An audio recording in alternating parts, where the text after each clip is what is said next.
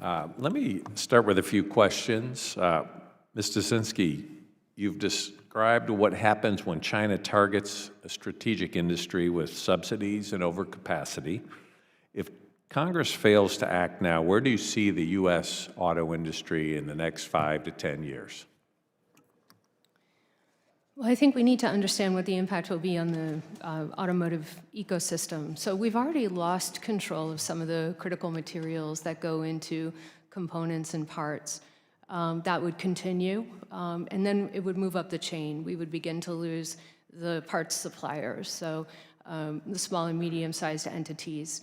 We would probably lose the aftermarket in the automotive sector as well, which is already being flooded by Chinese product.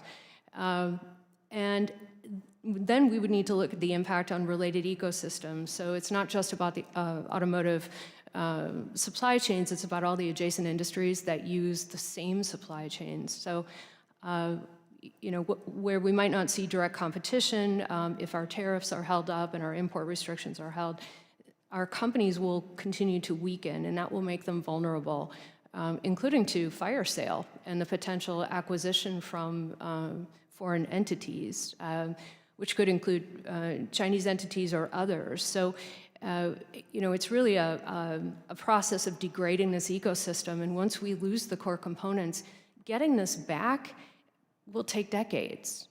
So there really is an urgent need to think about this as an existential threat, but not only for the automotive industry, but all the other industries that are tied in.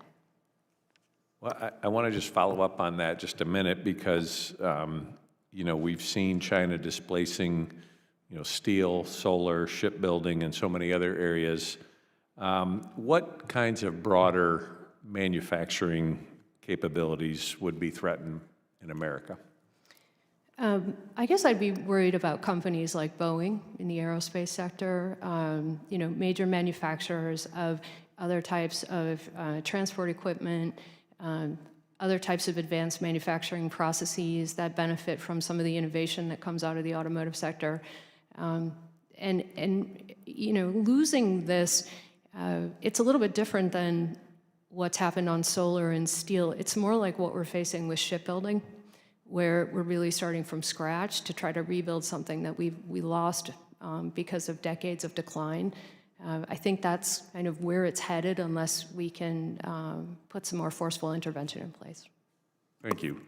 Mr. Pardon, turning to the national security dimension, if Chinese-made vehicles were widely adopted in the United States, how could Beijing exploit or weaponize those platforms in a crisis? Well, I think, Mr. Chairman, in many ways that you've already said. I mean, simply by making those vehicles unable to operate. People often concentrate on cars, but I would point more to trucks and vans, because that's where your logistics is concentrated. You want to get stuff in a crisis to the docks in order to get it shipped out to Guam or whatever. Well, what happens if your trucks don't work? What happens if your cranes don't work? Which also 80% of your cranes have Chinese cellular modules in them. So, the examples could just fit in with yours or the Chinese imagination. It is an extraordinarily serious problem. Thank you. I want to ask all three of you for a simple yes or no answer. Given what you know about China's industrial strategy and the risk to U.S. economic and national security, should the United States consider a federal prohibition on Chinese automobile manufacturers and on suppliers of critical automotive components? Yes or no? Mr. Ledwood? Yes.